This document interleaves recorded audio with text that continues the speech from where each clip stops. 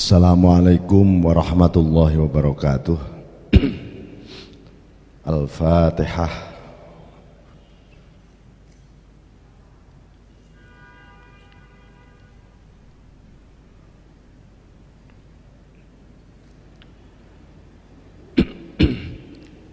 Bismillahirrahmanirrahim. Alhamdulillahi rabbil alamin.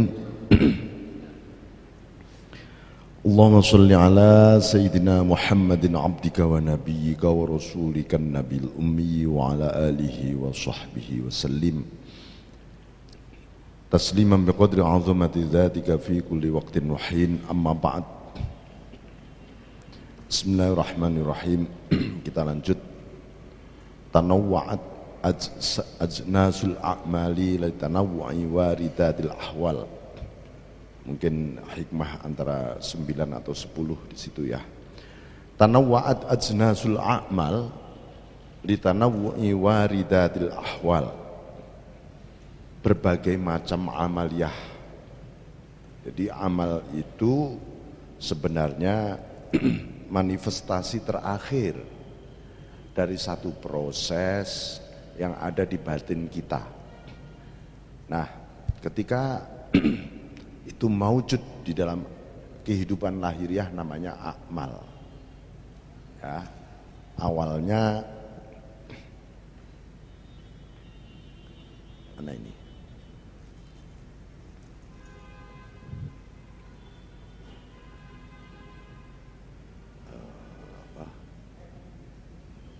Edi mana Pak Edi? Ya wis.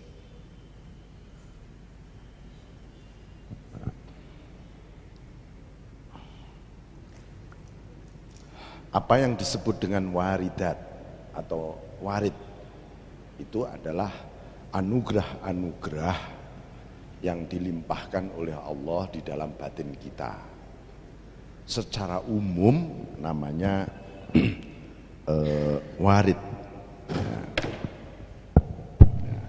Secara umum namanya warid. Nah,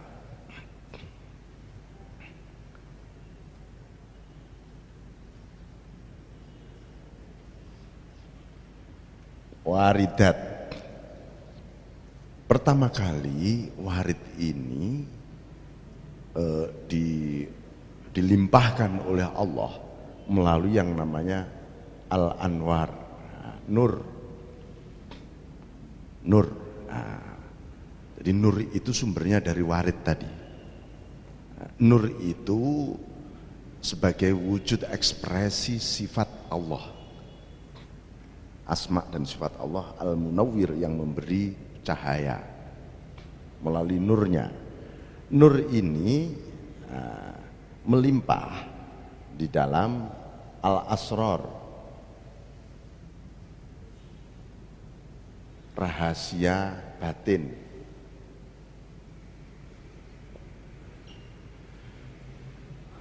Al-Anwar ini nanti menjadi Al-Adab.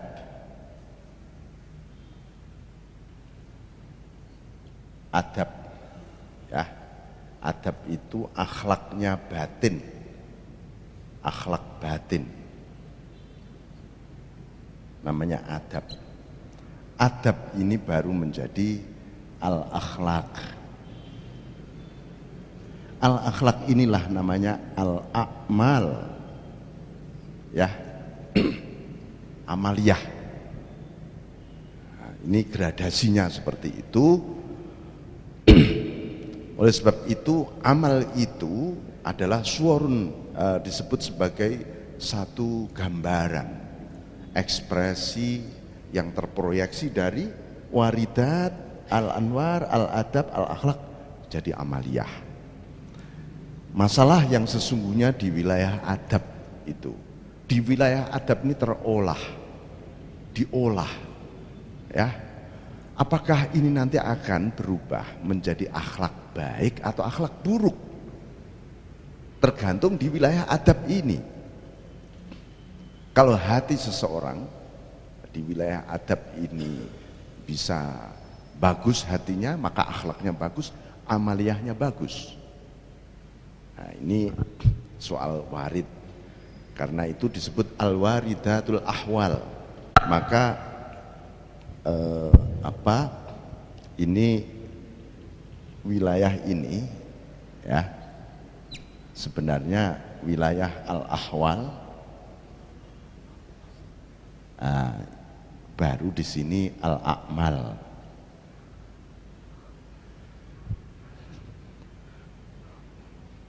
Limpahan-limpahan nur itu litanawwi waridatil ahwal. Oleh karena itu kita ini sebagai hamba memiliki tugas. Tugas itu ya tugas. Tugas itu pasti isinya perintah dan larangan, namanya tugas. Di dunia ini. Karena kita diberi tugas disebut al-mukallaf.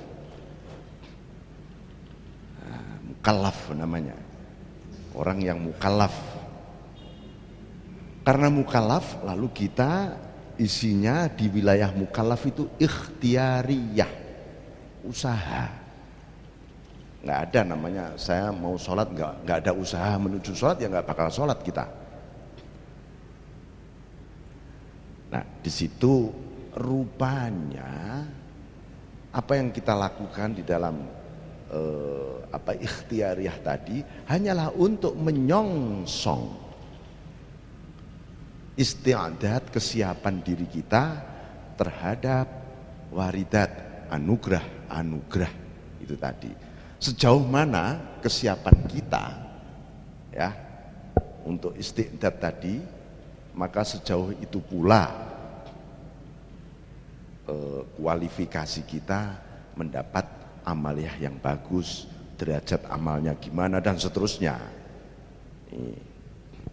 Oleh karena itu tanawwa'at macam-macam amaliyah kita ini yang muncul macam-macam ya, amaliyahnya mata, amaliyahnya telinga, amaliyahnya tangan, amaliyahnya lesan, wah banyak sekali dan masing-masing orang juga berbeda dan dalam waktu 1 menit ya bisa beribu-ribu yang kita lakukan. Sebenarnya itu sebenarnya akibat.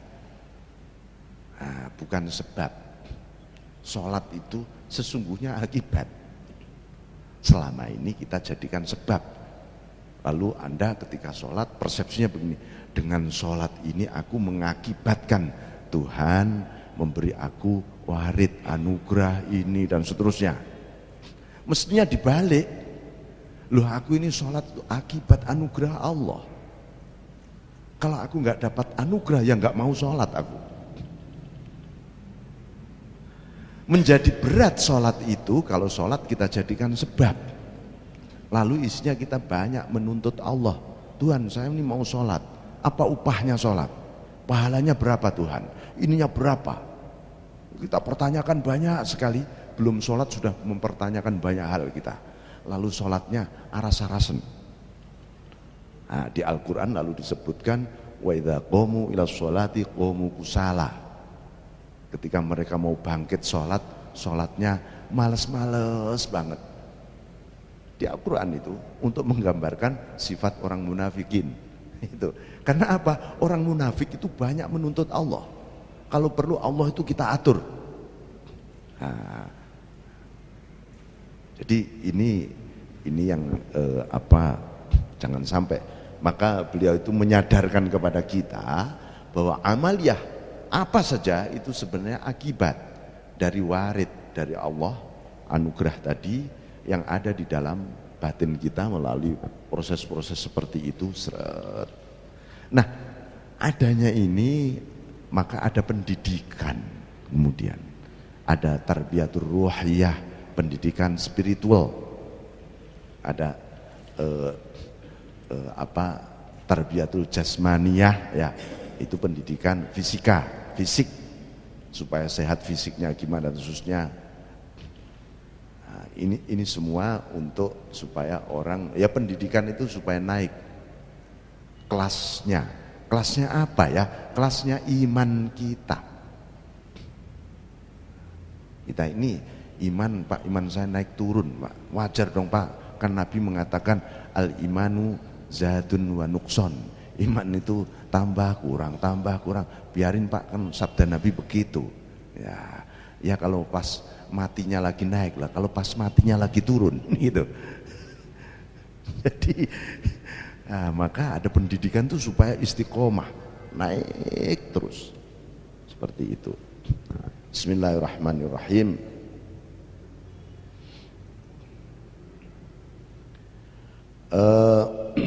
Umar bin Khattab radhiyallahu anhu, beliau mengatakan as-sabru wa syukru matiyatani ma balaitu ayyuhuma arkab. Sabar dan syukur, kata beliau, itu adalah kendaraan sebenarnya, hamparan yang aku tidak peduli sebenarnya. Apakah aku naik sabar, apa aku naik syukur? Sama saja. Wong sabar dan bisa syukur, bisa sabar itu karena dari Allah, bukan dari diri kita. Coba Anda berusaha sabar sampai jungkel-jungkel, tetap saja nggak bisa-bisa. Mau disuruh syukur tuh angel juga. Itu semua dari Allah. Maka harus mohon. Allahumma a'inni ala dzikrika, ya. Ya Allah, tolonglah aku ya Allah supaya zikir terus kepadamu. Wa syukrika, supaya syukur. Loh, diminta, kalau nggak diberi oleh Allah nggak bakal kita syukur. Dua-duanya ya dari Allah, karena dua-duanya dari Allah. Bagi Sayyidina Umar sama. Maksudnya apa? Apakah aku mengendarai kendaraan cobaan atau kendaraan nikmat? Sama gitu. Nah, ini karena semua adalah waridat.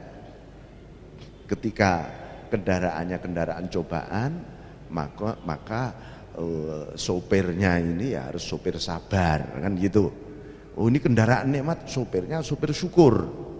Itu sama saja. Jangan dipaksa.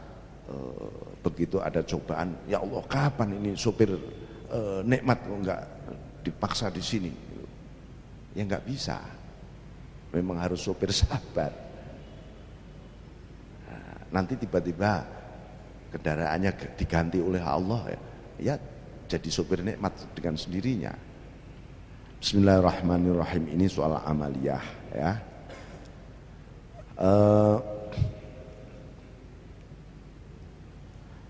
Rasulullah SAW ya pernah diminta memilih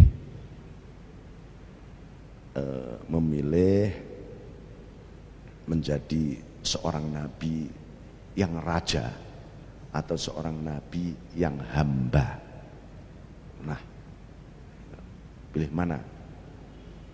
Maka Rasulullah SAW bermunajat, ya Rabbi, ya Tuhan, aju'u yauman wa ashba'u yauman. Aku ini ya lapar sehari, kenyang sehari. Itu karakteristik hamba. Ya. Karena itu kita sebagai umatnya tidak boleh membuat alasan alibi untuk tidak mengikuti jejak beliau, lalu kita mengatakan, ya maklum dia kan nabi hebat, makomnya tinggi, maka wajar dong dia ibadahnya luar biasa, imannya luar biasa, saya kan manusia biasa. Loh, nabi itu manusia biasa, memilih hamba, nabi yang hamba, berarti bisa diikuti kayak beliau juga kita. Faida ju'tu tadarra'tu ilaik, kalau aku lapar ya aku mohon kepadamu supaya diberi kenyang. Lalu aku bekerja, ya, aku ke pasar. Kanjeng Nabi begitu. Fa idza syabi'tu hamadtuka wa syakartuk. Kalau aku kenyang aku langsung memujimu dan bersyukur kepadamu, karena yang mengenyangkan perutku itu engkau, bukan beras, bukan gandum, bukan kurma, bukan ini. Loh, kenapa ya kok harus ada untuk kenyang saja diberi instrumen lewat makan, untuk hilang dahaga harus minum. Itu mudzakirat, sebagai pengingat saja itu. Makan untuk mengingatkan betapa diri kita ini butuh kepada Allah dan diri kita nggak berdaya. Kalau kita berdaya dan nggak butuh, lapar, pengen kenyang langsung kenyang, nggak usah makan. Tapi kenapa harus ada ikhtiar dan seterusnya?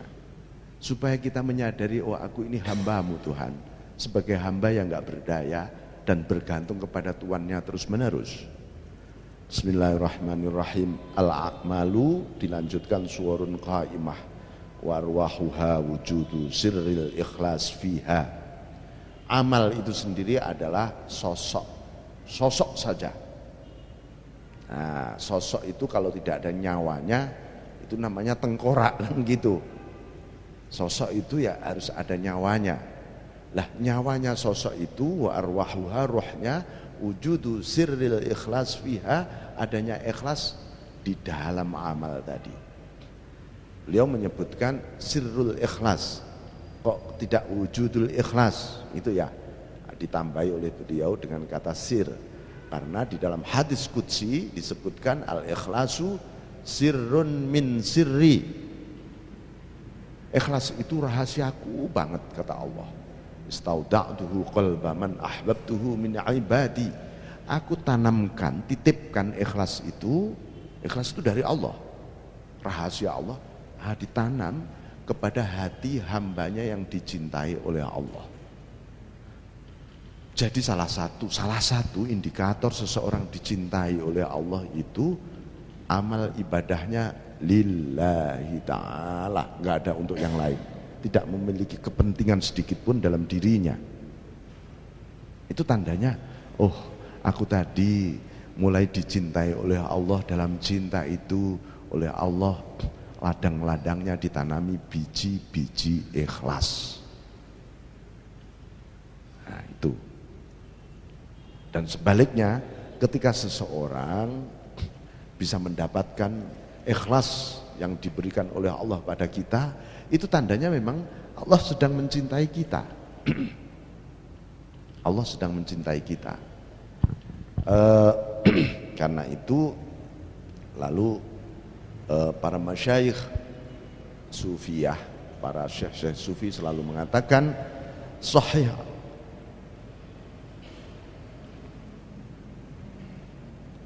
amalaka bil ikhlas, benarkan amalmu itu dengan ikhlas.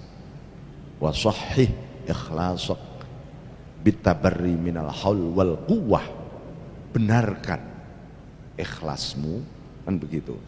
Jadi ini membenarkan ikhlas itu ya harus ini, namanya membenarkan ikhlas itu apa ya? Aku sudah ikhlas ini sudah benar apa belum? Jadi wasohi ikhlasak bitabarri minal haul wal quwwah, membebaskan diri kita dari merasa berdaya dan merasa kuat. Berdaya untuk ikhlas, mampu untuk ikhlas, itu malah membuat kita tidak akan sulit meraih ikhlas.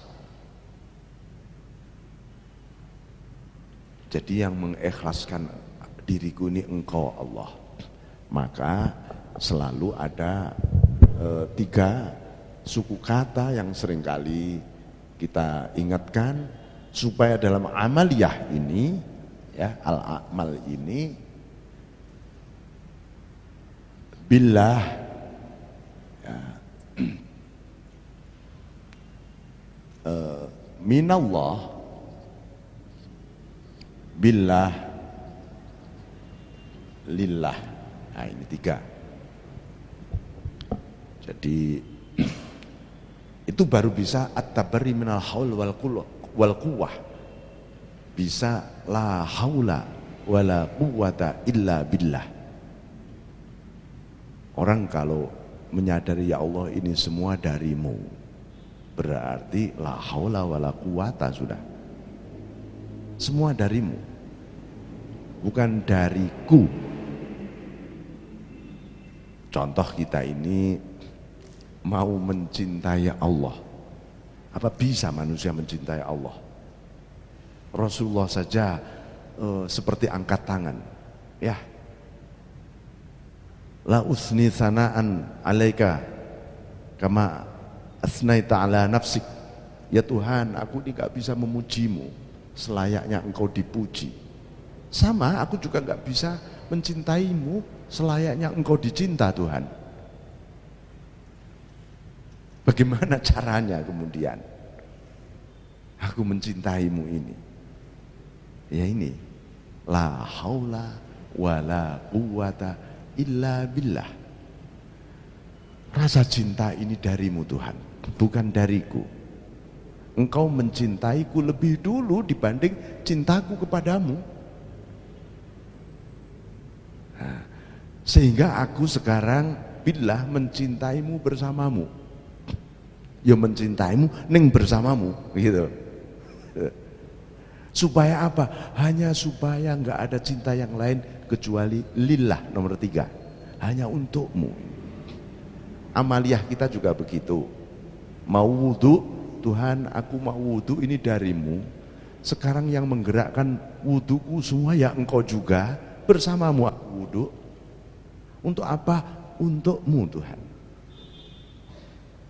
Ya, dilatih dalam hal-hal paling kecil. Berangkat kerja juga begitu. Ibu-ibu mungkin di dapur atau di mana, ini darimu, ya bersamamu Allah, hanya bagimu. Pasti kita berzikir terus, bersama dia terus. Itu berarti disertai dia terus menerus. Jadi ini salah satu kiat untuk ikhlas itu tadi, minallah, billah, lillah, itu sama dengan la haula wala quwwata illa billah. Nah, seperti itu. Bismillahirrahmanirrahim. Nah, ikhlas ini kemudian dibagi 2.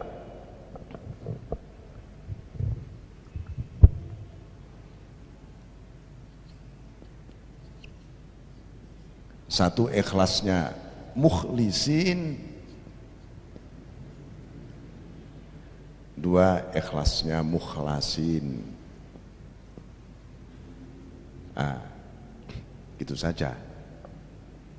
Mukhlas sama mukhlis, dua-duanya sudah dikategorikan ikhlas. Beribadah supaya dapat pahala, nggak kepengen yang lain kecuali dapat pahala di akhirat, itu ikhlas. Tapi ikhlasnya mukhlisin. Ya. Jadi ikhlasnya mukhlisin itu dia sendiri bergairah untuk supaya ikhlas banget, berjuang. Sudah ikhlas itu sebenarnya, tapi ikhlas kategori mukhlisin, mukhlisina lahuddin. Karena itu diberi satu breakdown di situ dengan kata ad-din, agama, ajaran-ajaran. Ajaran-ajaran ini berarti ada pendidikan, ada pelatihan, ikhlas dan seterusnya. Ada lagi ikhlasul mukhlasin. Ikhlasnya orang-orang mukhlas, orang yang sudah merasa tidak mampu ikhlas. Ya tadi la haula wala quwata illa billah tadi, ya itu mukhlasin. Aku bisa lillah yang engkau juga Allah gitu. Ya udah fana fillah. Maka itu yang disebut oleh Ibnu Arabi di dalam Futuhatul Makkiyah itu, kitab beliau itu menyebutkan hakikatul ikhlas, tarkul ikhlas. Hakikat ikhlas itu adalah meninggalkan ikhlas. Maksudnya meninggalkan merasa bisa ikhlas gitu loh, ya. Itu begitu. Itu yang sudah pada tingkat mukhlasin. Di tingkat mukhlisin, iblis, setan masih bisa menggoda. Nah, tapi di tingkat mukhlasin, iblis sudah angkat tangan. Fabi izzatika, katanya, dengan demi apa itu kebesaranmu Tuhan, la aghwiyannahum ajmain, akan aku goda semua. Jadi hukuman yang diberikan oleh Allah kepada iblis itu hukuman menggoda, menyesatkan ini. Anda dihukum misalnya, Pak, di penjara misalnya, dipilih kamu tak penjara atau tak hukum setiap hari misuh-misuh saja gitu misalnya ya. Terus ngomong supaya orang itu tersesat semua. Oh, itu kan lebih menderita daripada di penjara itu. Itu lebih sadis gitu. Nah, iblis itu dihukum yang sangat sadis seperti itu. Padahal dia aslinya ahli ibadah. Ahli ibadah tiba-tiba dihukum kayak begitu. Dan itu dia harus jalankan dengan enggak mau meleset. Sampai total Tuhan. Saking patuhnya iblis pada Allah itu, akan aku goda ini sampai habis. Waduh. Hukuman ibaratnya hukuman ini akan aku jalani dengan penuh ketertiban dan wah sampai begitu iblis itu. Tapi Tuhan illa ibadaka minhumul mukhlasin, kecuali hamba-hambamu yang mukhlas Tuhan. Saya sejak awal sudah angkat tangan ya, hamba-hambamu, maka menyebutkan iblis ini dengan kata-kata hamba-hambamu. Itu biasanya karakteristik ibad, hamba yang benar-benar hamba itu pasti mukhlas. Kalau kita ini kan lagi belajar jadi hamba masih, ya kan? Hari ini kita hamba Allah itu, nanti sebentar lagi jadi hambanya nafsu, ntar lagi hambanya dunia, ntar lagi hambanya belum ibadah. Bener lo, bener lo ini ya. Nah, gitu kok pengen jadi khalifah tiba-tiba. Jadi hamba saja belum. Jadi la ibadah, hambamu Tuhan ini sudah mukhlas. Kalau hambamu yang mukhlas itu aku tidak mampu. Seandainya iblis ditanya, kenapa kamu gak mampu menggoda hamba-hambaku yang ikhlas, yang mukhlas? Bagaimana aku bisa menggoda? Begitu aku menggoda, isinya engkau semua. Full engkau semua tuh hambamu itu.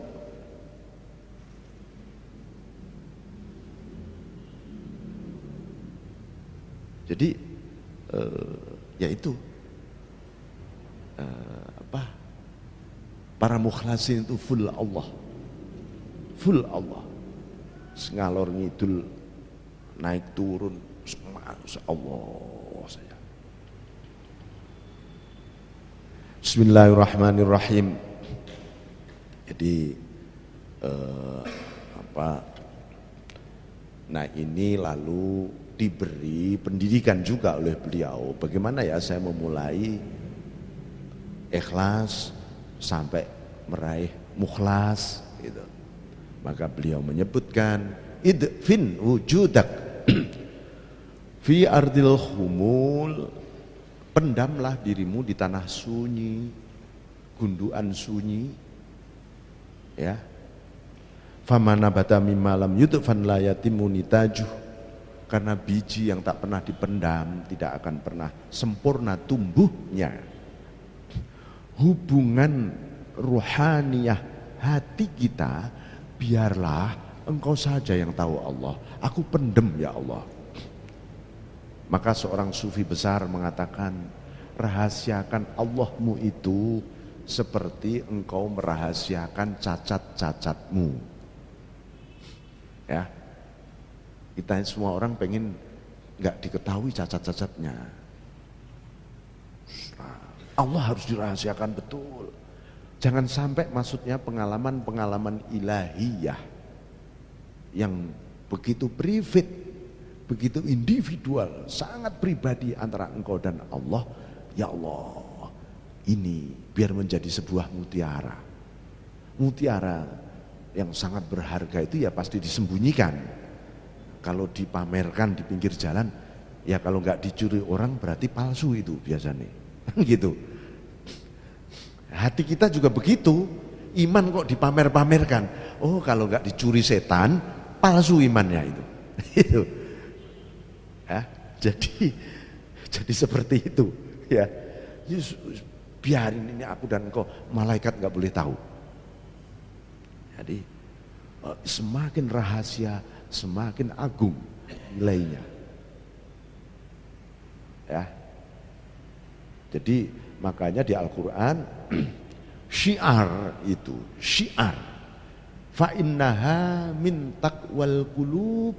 Syiar itu dari ketakwaan hati, bukan bendera-bendera di mana-mana. Bendera apa ini? Syiar, Pak, itu. Bukan, fa innaha min taqwal qulub di Al-Qur'an itu. Ya. Para aulia wali songo dulu kenapa nyebarin Islam kok cepat banget? Ini dia mendidik taqwal qulub itu dulu. Coba kalau bendera-bendera, oh diambruk nih oleh kerajaan, itu sudah. Jadi itu cepat. Apa itu? Bismillahirrahmanirrahim. Maka biji itu ya harus dipendam. Kalau tumbuh ya tugas kita merawat, memupuk, memagari, mengolah tanahnya. Itu namanya pendidikan juga. Riyadhatun nafas, riyadhah olah jiwa namanya. Oh, ini hamanya apa harus diketahui. Dipupuk apa supaya bagus. Buahnya ada al-akhlaq al-karimah. Buahnya pohon itu tadi al-akhlaq al-karimah. Akhlak mulia. Buahnya bukan apa-apa. Oh, kita belajar ruhani, belajar tasawuf, belajar, tapi kok nggak ada akhlaknya. Oh, berarti nggak wah ini. Kenapa ini? Oh, bijinya nggak dipendem dulu. Rupanya dia nanam biji itu untuk identitas saja. Itu. Saya sudah punya pohon ini, Pak, gitu. Identitas kan? Sama saja. Saya sudah bertasawuf loh, Pak, gitu. Itu identitas. Itu bukan identitas itu. Jadi seperti itu. Makanya disebutkan kasyajaratin thayyibah, seperti pohon yang thayyibah, yang indah sekali. Asluha tsabit. Akarnya ini menghujam. Bisa menghujam kalau bijinya ditanam.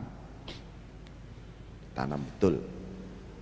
Wa far'uha fis sama, nanti cabang-cabangnya sampai ke langit. Cabang-cabang yang bisa membuahkan makarimul akhlak itu adalah cabang-cabang nilai-nilai yang luhur semua, dan itu yang bisa sampai ke langit. Nilai-nilai ketuhanan, syukur, ridha, ikhlas, nilai-nilai ketuhanan. Nah itu kita memiliki amanah menjaga syajarah kita masing-masing, ya. Ditanam di mana itu? Fi ardil yakin, di bumi yakin, kokoh pasti, sabit. Ini namanya syajaratut tauhid, pohon tauhid. Nanti ketika sudah berbuah bagus, menjadi namanya syajaratul ma'rifah. Pohon makrifat itu seperti itu. Kalau sudah berbuah, sudah ini bermanfaat bagi sesama. Bismillahirrahmanirrahim. Jadi maka Syekh Abdul Abbas Al-Mursi mengatakan man aradadz zuhur fahuwa abduz zuhur wa man aradal khafa fahuwa abdul khafa wa abdullah sawa alai adharahu au akhfah. Orang yang berhasrat untuk populer, maka itu namanya abduz zuhur, hambanya popularitas, bukan hambanya Allah. Tapi ada lagi, wah aku kalau begitu saya tak delik sajalah gitu, biar nggak ketahuan orang katanya. Dia nggak tahulah di mana itu. Lalu beliau menyatakan juga man aradal khofa, siapa yang bersembunyi, maka itu namanya hambanya sembunyi. Itu itu hambanya sembunyi juga. Lah kalau hambanya Allah sudah jadi hamba Allah, sawa'un alaihi adharoh au akhfah, podo sama, tampak maupun tersembunyi sama, itu Abdullah. Maka untuk mendidik supaya menjadi Abdullah dipendem dulu. Supaya apa? Ketika tumbuh itu dia sudah merasakan dipendem kayak apa, rasanya tumbuh kayak apa, lalu sama gitu. Jadi itu secara alegoris ini metafor ya. Sunan Kalijogo dulu dipendem sekian ini, apa ya dipendem neng tanah bener itu. Situsnya mana itu ya. Kalau diteliti oleh Pak sejarawan bisa, wah, seperti Joko Tingkir dulu melawan 40 buaya gitu ya. Itu buayanya di mana itu kira-kira ya? Sumbernya syair ternyata. Ya, syair para raton di keraton Solo sana. Jadi itu hanya kisah alegoris metafor bahwa untuk menguatkan, menumbuhkan syajaratun thayyibah diibaratkan seperti dipendem hubungan dia dengan Allah itu. Khalwat, hatinya yang khalwat. Nah, begitu juga Joko Tingkir melawan 40 buaya itu, dia melawan 40 nafsu. Menurut salah satu thariqah yang dianut oleh Joko Tingkir, nafsu itu ada 40 malahan. Itu loh. Yang bahayanya menghadapi satu nafsu itu seperti buaya. Dan beliau lolos, gitu, menang menghadapi itu semua. Nah, lalu diibaratkan jadi dongeng anak-anak menjadi gitu. Apalagi di buku SD digambar gambar buaya. Sampai sekarang sudah gede tercetak juga Jaka Tingkir melawan buaya betul itu. Itu melawan buaya nafsunya sendiri. Bismillahirrahmanirrahim. Nah, ini gambaran apa yang disebut keseimbangan itu adalah justru orang tidak memikir dua hal tadi. Jadi kalau masih tengok di dua hal itu tadi, nimbang belum seimbang. Yang disebut seimbang itu sudah nggak ada dua-duanya, kan gitu. Seperti la syarqiyyatu wala gharbiyah. Tidak timur dan tidak barat. Islam itu berarti tidak dari timur juga tidak dari barat. Itu tidak mikir timur juga tidak mikir barat. Bismillahirrahmanirrahim. Ma nafa'al qalba syai'un mithlu uzlatin yadkhulu biha maidana fikratin. Dilanjutkan. Nah, ini teknis metodologis ya. Tak ada yang bermanfaat bagi hati, apapun bagi hati. Ini pendidikan hati. Mithlu uzlatin, seperti ketika uzlah. Hati itu sangat bahagia, sangat berpesta sebenarnya hati kita. Ketika dia sedang uzlah. Artinya hati ini sudah lelah. Hati ini capek banget. Oleh apa? Setiap hari diajak bekerja oleh yang punya hati. Padahal tugasku bukan bekerja, kata hati. Ketika bahagia, senang-senang diajak juga hati. Capek dia. Ketika susah diajak juga. Itu. Aku ini hanya kepingin sendiri dengan Allah, kata hati. Itu yang aku tunggu selama hidup hanya begitu. Makanya ketika uzlah hati ini, wah, ini yang aku cari selama ini. Ini habitatku. Itu. Habitatnya hati bukan dunia, bukan macam-macam, bukan wah, ini bukan. Ini habitatnya nafsu semua. Nah, kalau hati berhabitat dengan Allah, maka dunia ini terkendali semua sebenarnya. Hanya begitu saja. Bismillahirrahmanirrahim. Yadkhulu biha maidana fikrah, di mana ketika uzlah itu sang hati memasuki hamparan kontemplasi, merenung. Renungan itu adalah satu instrumen, disebut oleh Ibnu Athaillah sebagai sayrul qulub, kendaraannya hati. Hati perlu touring. Touringnya hati melalui renungan kendaraannya. Lalu hati menjadi kaya. Kaya hati ini. Kaya. Kalau hati kaya, ibaratnya dulu hatiku hanya sebesar gelas. Gitu. Ya, sebesar gelas itu kalau dilempari batu, ya gelasnya pecah, airnya muncrat, enggak karuan, membahayakan orang. Karena dia merenung lama-lama sebesar kolam agak gede untuk mandi itu. Begitu dilempar batu, bunyi suaranya, mungkin yang bercak airnya ya tidak membahayakan, tidak terlalu membahayakan. Itu akibat merenung. Direnungin lagi lama-lama sebesar kolam renang, gitu. Begitu susah dilempari batu, ya bunyi saja, cipratannya air nggak sampai ke pinggir. Lama-lama sebesar sungai Berantas, sungai Bengawan. Lama-lama sebesar lautan. Ketika menjadi lautan, dilempar batu, suaranya nggak terdengar, bercaknya nggak kelihatan, bekasnya juga nggak ada. Nah, itu namanya hati yang besar. Nih. Bismillahirrahmanirrahim.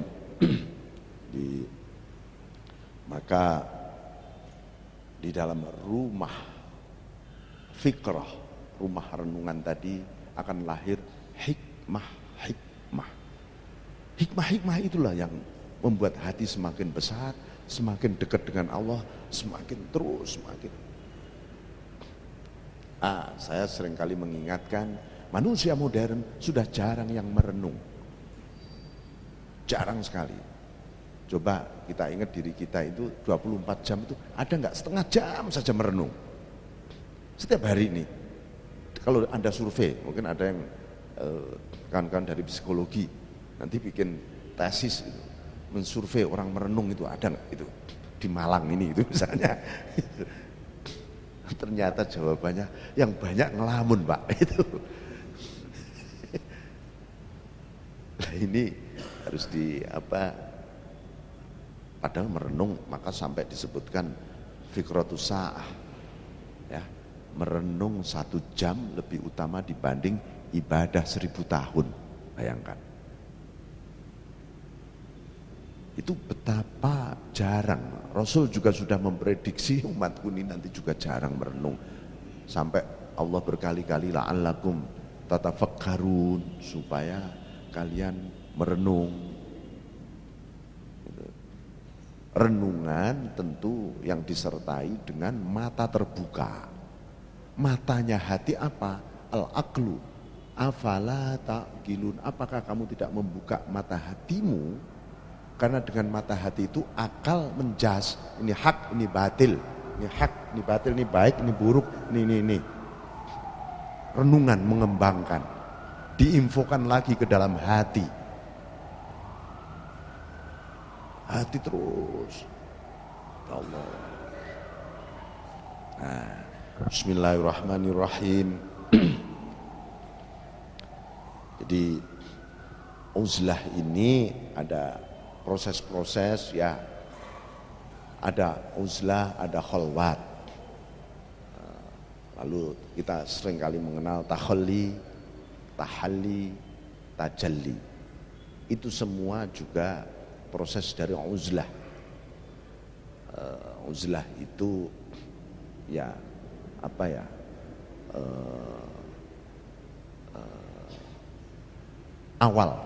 awalnya kita secara zahir kita uzlah, seperti Rasulullah secara zahir di gua, itu kan uzlah namanya. Artinya menyingkir dari keramaian betul. Memang harus ada, kita di rumah kalau nggak ada musola, ada kamar khusus, misalnya setengah jam saja sehari, ya, lepaskan semua apa saja tentang dunia seisinya, dibuang kabeh. Ya. Wis mbuh wis Allah aja sambil merenung. Itu sudah sangat dahsyat. Bisa setengah jam aja dahsyat. Itu merefresh kembali proses-proses fitrah kita yang selama ini mengalami sedimentasi, mengalami pengendapan oleh alam, kehidupan, peristiwa, macam-macam. Nah, di refresh kembali. Nah, itu dengan uzlah. Lama-lama nanti menjadi seseorang bisa bersunyi-sunyi di tengah-tengah ramai. Itu namanya khalwat fil jalwat. Khalwat di tengah keramaian. Orang yang khalwat di tengah keramaian, ramai maupun sunyi sama saja. Ramai itu bukan suaranya ramai atau gerudukan kayak kendaraan ramai, bukan. Artinya dia hatinya tetap khalwat ketika menghadapi problem macam-macam. Enggak berpengaruh. Itu namanya jalwat, ramai. Ramainya masalah ini loh. Itu enggak berpengaruh di dalam sunyinya hati kita dengan Allah. Nah, ini ada lagi orang, Pak saya bisa khalwat Pak. Gimana? Wah di sana Pak, di puncak gunung. Terus tapi pikiran saya ya di kota Malang Pak. Itu. Ya yang mending lah daripada nanti di kota Malang kamu maksiat, yang mending di sana saja. Itu. Tapi itu sebagai pelatihan kan nggak apa-apa begitu. Demikian. Zuhur belum?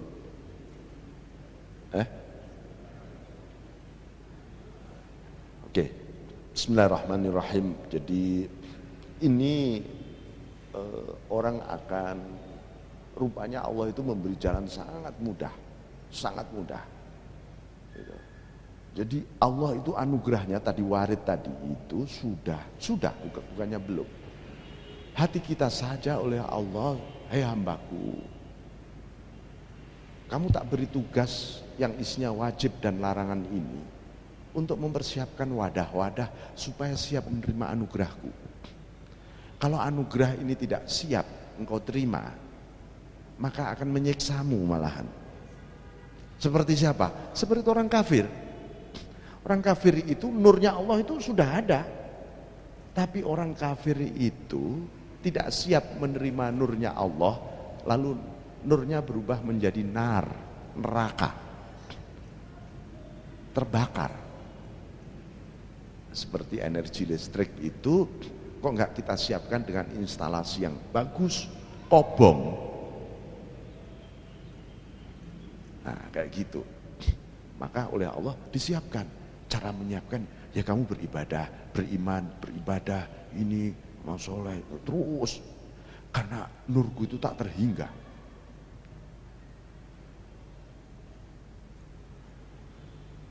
Bahkan kalau kamu kira-kira kena kobong dikit-dikit ya, cepet-cepet ya tobat kepadaku lu. Hebat nih Allah ini. Langsung saya dandani lagi. Cepet. Jadi jangan sampai terlalu lama kamu gosong itu misalnya. Itu ya. Cepet-cepet balik. Kamu baru lagi. Saking cintanya Allah kepada kita itu luar biasa. Nah, maka di Al-Quran disebutkan fabi ayyi ala'i rabbikuma tukadziban. Itu sudah bukan main-main. Enggak ada sedikit pun alasan kita itu untuk ngersulo, lalu mempertanyakan kalimat kenapa kepada Allah. Itu harus mulai dilatih, mulai tidak ada itu kalimat kenapa untuk kepada Allah itu. Ya, kenapa sih Tuhan kok begini? Kenapa sih kok enggak begitu? Kenapa kemarin mestinya kan begitu? Itu sudah enggak boleh ada. Ya, buang. Itu sumber konflik kita dengan Allah. Itu, ya. Saya kira demikian, Bapak sekalian, nanti kita sambung tanya jawab habis sholat zuhur.